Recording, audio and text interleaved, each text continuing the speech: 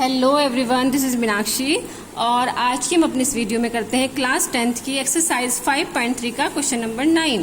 Question है if the sum of 7 terms of an AP is 49 and that of 17 terms is 289, find the sum of n terms. तो इस AP की 7 terms का सम दिया हुआ है 49 और 17 टर्म्स का भी सम दिया हुआ है 289 और फाइंड आपको करना है सम ऑफ n टर्म्स। तो सबसे पहले जो गिवन है उसको हम लिख देते हैं कि यहाँ पर जो गिवन है वो है यहाँ पर जो गिवन है वो हमारे पास है S7 इज इक्वल टू 49 और क्या गिवन है आपको, और यहाँ पर आपको गिवन है S17 इज इक्वल टू 289। तो 7 टर्म्स का यहाँ पर सम दिया हुआ है और 17 टर्म्स का भी आपको यहाँ पर सम दिया हुआ है।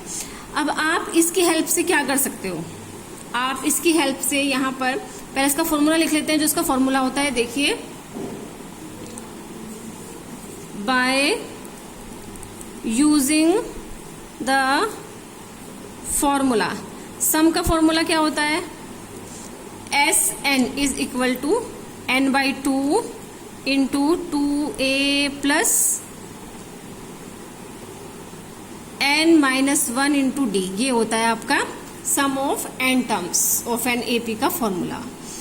अब इसमें आप पहले S7 रख लीजिए, फिर S17 रख लीजिए, उससे 2 इक्वेशन बन जाएंगे। ठीक है, चलिए S7 यहाँ पर हमने पहले लिख लिया, S7 is equal to n/2। तो यहाँ पे n के प्लेस पे आप क्या लिखोगे, 7 लिखोगे, क्योंकि 7 टर्म्स का वो है सम है। 2 इंटू a आपको नहीं पता तो यहाँ पर a ऐसे लिख दो, प्लस n फिर क्या है 7 -1 इंटू डी भी नहीं पता आपको तो यहाँ पर ये लिख दो d। अब ये आपका जो S7 है यहाँ पर ये दिया हुआ है, ये 49 कर दो तो ये हो जाएगा 49 इज इक्वल टू 7/2 और ये कितना हो जाएगा आपका 2a और प्लस 6d और यहाँ पर ये वाला ब्रैकेट लगा दो, ये हो गया। अब आप क्या करो, अब आप इसको डिवाइड कर दो, है ना, 2a को और 6d को डिवाइड कर सकते हैं ना, तो इसको यहाँ पर डिवाइड कर दो तो ये हो जाएगा 49 इज इक्वल टू 7 तो यहाँ पर आ जाएगा और इसको ये अंदर इसको डिवाइड कर दो, अपॉन 2 और अपॉन 2 कर दो तो कितना हो जाएगा, 2 1 2 a हो गया और प्लस और 2 3 6 3d हो गया। अब देखिए आगे क्या करेंगे। ओके, तो मैंने यहाँ पर क्या कर दिया, इसको 2 से अंदर इसको डिवाइड कर दिया, 2 से इसको डिवाइड, 2 से इसको डिवाइड, तो यहाँ पर ये 2 से 2 कैंसिल हो गया तो a बचा और 2 3 6 3d हो गया। अब आप क्या करोगे, इसको 7 को इधर शिफ्ट कर दो, इसके डिवीजन में चला जाएगा तो कितना हो जाएगा, 7 7 49 तो यहाँ पर लिख दो 7 is equal to a plus 3d। अब ये आपकी इक्वेशन क्या बन गई, a plus 3d is equal to 7। ऐसे ही आप दूसरी इक्वेशन भी फॉर्म कर लो। दूसरी इक्वेशन कैसे फॉर्म करेंगे, हम यहाँ पर S17 से करेंगे। S17 इज इक्वल टू क्या हो जाएगा, 17/2 n के प्लेस क्योंकि 17 टर्म्स का है तो n यहाँ पे 17 हो जाएगा तो 17/2 2a प्लस और फिर n-1 फिर n के प्लेस पे 17 रख दो तो 17 -1 इंटू डी आपको नहीं पता। अब S17 क्या दिया हुआ है, 289 दिया हुआ है तो यहाँ पर लिख लो 289 इज इक्वल टू। अब इसमें भी हम वही प्रोसीजर करेंगे, इसमें अंदर आप क्या करोगे, वो कर देंगे, डिवाइड कर देंगे तो ये हो जाएगा 2a और प्लस ये हो जाएगा 16d। आप 2 से इसको क्या कर दो, अंदर डिवाइड कर दो तो ये हो जाएगा 289 इज इक्वल टू 17 और a प्लस 8d। ओके, अब आप क्या करोगे, अब इसको 17 को इधर शिफ्ट कर दो जैसे उसमें किया था तो 289 अपॉन 17 इज इक्वल टू क्या हो जाएगा, a प्लस 8d। अब 17 को इससे वो कर दो, डिवाइड कर दो तो कितना हो जाएगा, ये हो जाएगा आपका, ये आ जाएगा आपका 17 1 17 हो जाएगा यहाँ पर, फिर यहाँ पर हो जाएगा 17 7 119।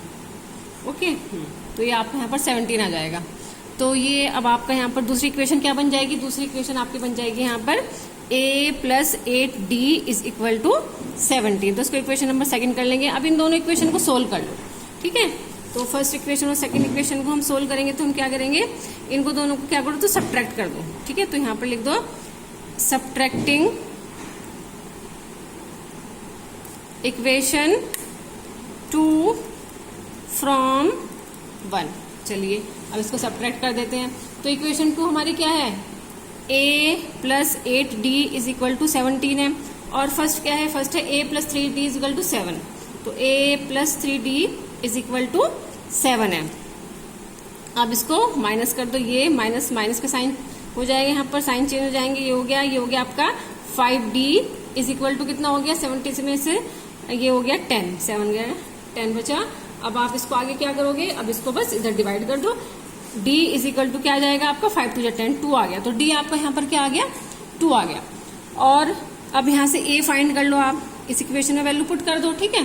तो यहाँ पर हम वैल्यू पुट कर देते हैं, putting d is equal to 2 in equation 1।